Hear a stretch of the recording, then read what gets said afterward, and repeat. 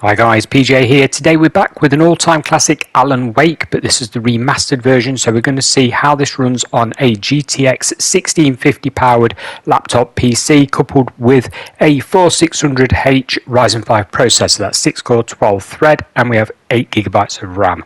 Game's installed on an SSD, and we're recording to another SSD, so we should be okay. You've got a readout there on the left hand side showing you all the details of how much VRAM it's going to use, how much memory it's going to use, frame rate, etc.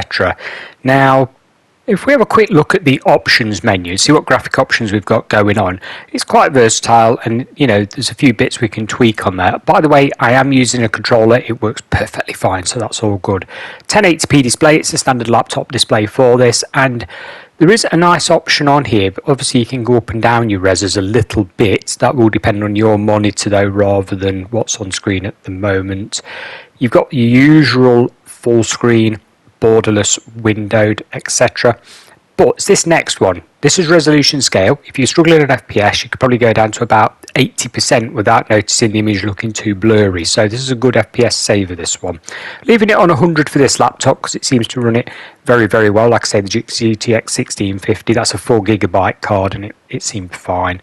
We'll leave the VSync off so that you can see the FPS readout properly. Then we've got HUD, FOV, brightness, motion blur. Film grain is the sort of speckly look that they give it to make it look old-fashioned. I personally don't like it, so I disable it. Yeah. Let's move on to advanced. Now you've got low, medium, high, and you've got custom, and that's the one we're going to be looking at. I tend to find MSAA quite sort of taxing, so I've dropped it down to FXAA, which is like an older version of the effect, and it still looks very, very nice, so I didn't really notice too many problems with that.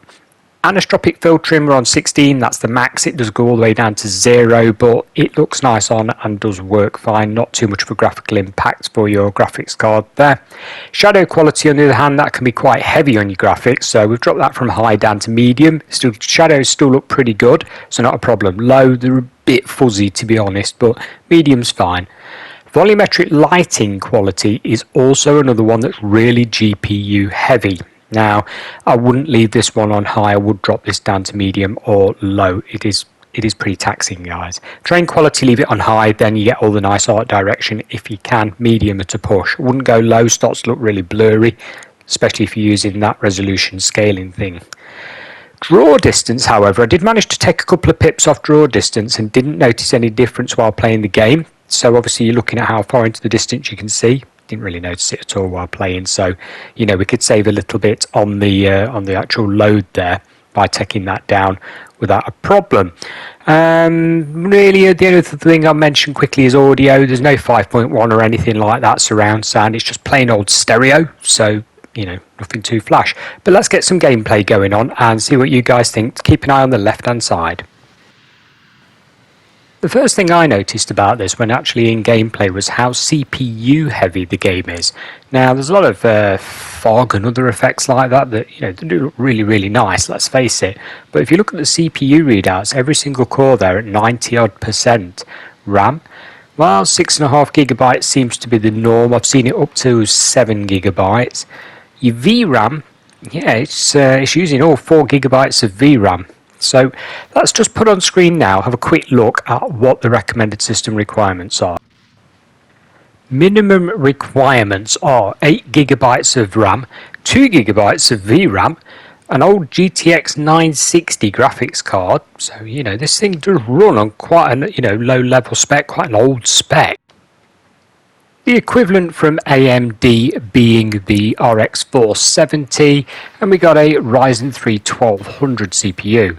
Recommended, double the RAM, 4GB VRAM, GTX 1060, doesn't actually say there. I would imagine you're looking at the 6GB card for that because of the 4GB limit, and a Ryzen 5 1400 CPU. Now, if you've ever played the original of this game, you'll be able to tell just looking at this small amount of footage how much work we've put into this, the team have put into it. The particle effects, the fog, the textures, everything seems to have had a bit of a boost, a bit of a revamp. The shadows, it's a really good looking game. I mean, Remedy, they are very good at effects and things like that. Look at Quantum Break, but this is a really early game, and it's certainly brought it kicking and screaming into this sort of period of gaming. Very impressed and looking forward to finishing the game. Guys, that's it. Bye for now.